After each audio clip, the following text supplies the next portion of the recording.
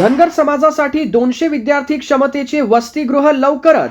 अहिल्यादेवी पुण्यतिथी निमित्त गुणवंत विद्यार्थ्यांचा सत्कार. पुण्यश्लोक अहिल्यादेवी होळकर यांच्या 231व्या पुण्यतिथी निमित्त अहिल्या महिला परिषद अमरावतीच्या वतीने अभियंता भवन येथे पुण्यतिथी सोहळा व गुणवंत विद्यार्थ्यांचा सत्कार समारंभ उत्साहात पार पडला.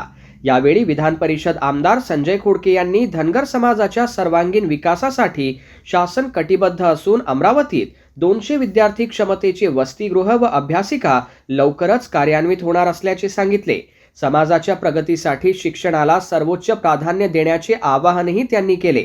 विभागीय आयुक्त नयना गुंडे यांनी गुणवंत विद्यार्थ्यांचे अभिनंदन करत अहिल्या महिला परिषदेच्या सामाजिक कार्याचे कौतुक केले. प्रसिद्ध व्याख्याते अनिरुद्ध पाटील यांनी अहिल्यादेवींच्या जीवन कार्यावर मार्गदर्शन केले.